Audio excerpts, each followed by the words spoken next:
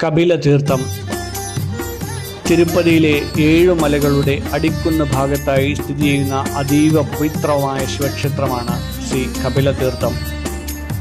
തിരുപ്പതിയിലെ ഏക പ്രധാന ശിവക്ഷേത്രമെന്ന പ്രത്യേകതയും ഇതിനുണ്ട്. തിരുപ്പതി നഗരത്തിൻ്റെ വടക്കേ അറ്റത്ത് തിരുമലയിലേക്കുള്ള അലപരി നടപ്പാതയുടെ തുടക്കത്തിന് ഏകദേശം 2 കിലോമീറ്റർ മുൻപായി ശേഷാചലം കുന്നുകളുടെ താഴെയാണ് ഈ ക്ഷേത്രം.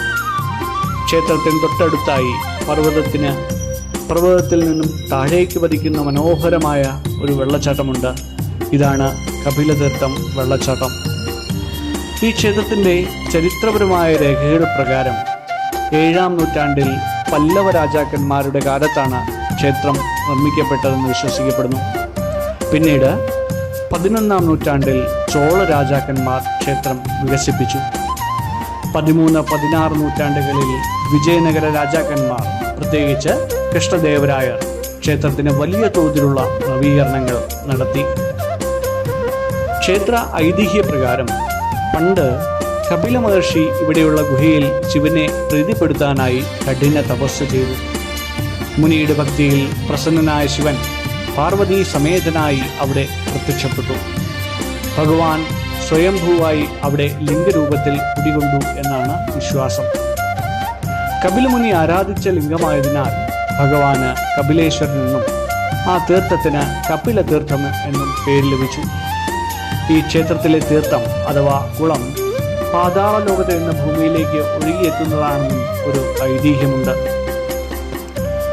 മറ്റൊരു ഐതിഹ്യം അനുസരിച്ച് വൃശ്ചിക മാസത്തിലെ മുക്കോട്ടി പൗർണമി നാളിൽ പ്രപഞ്ചത്തിലെ ഗംഗ, യമുന, സരസ്വതി ഉൾപ്പെടെയുള്ള എല്ലാ പുണ്യനദികളും ഈ കപിലതീർത്ഥത്തിൽ വന്നു ചേരുമെന്നാണ് വിശ്വാസം. ആ സമയത്ത് ഈ തീർത്ഥത്തിൽ മുങ്ങി നിവരുന്നത് കോടി പുണ്യനദികളിൽ സ്നാനം ചെയ്യുന്നതിന് തുല്യമായി കരുതപ്പെടുന്നു. തിരുമല ദർശനത്തിന് മുമ്പ് കപിലതീർത്ഥത്തിൽ കുളിച്ച് കപിലേശ്വരനെ വണങ്ങുന്നത് പുണ്യമാണെന്ന് പറയുന്നു. വെള്ളച്ചാട്ടത്തിൽ കുളിക്കാൻ സാധിച്ചില്ലെങ്കിലും തീർത്ഥക്കുളത്തിലെ വെള്ളം തലയിൽ തളിക്കുന്നത് ഭക്തർ പതിവാക്കാറുണ്ട്.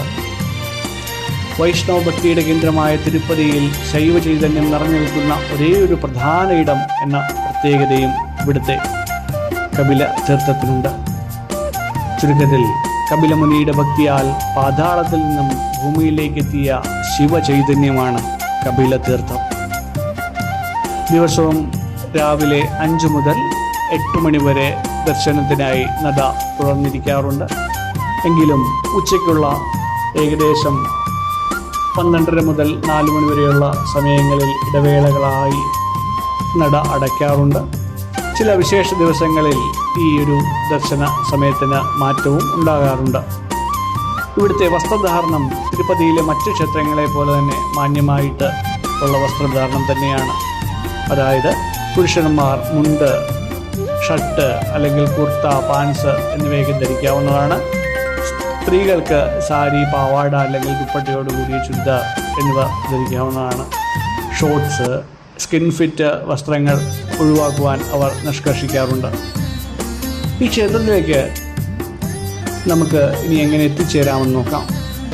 തിരുപ്പതി റെയിൽവേ സ്റ്റേഷനിൽ നിന്നും വെറും 4 കിലോമീറ്റർ ദൂരമേ ഈ ഒരു ക്ഷേത്രമായ കപിലതീർത്ഥത്തിലേക്കുള്ളൂ. സ്റ്റേഷനിൽ നിന്നും ഓട്ടോറിക്ഷയോ ടാക്സിയോ സുലഭമായി നമുക്ക് ലഭിക്കുന്നതാണ്. ബസ് വഴിയാണെങ്കിൽ തിരുപ്പതി മെയിൻ ബസ് സ്റ്റാൻഡിൽ നിന്ന് 3 കിലോമീറ്റർ ദൂരമേ ഇങ്ങോട്ടുള്ളൂ.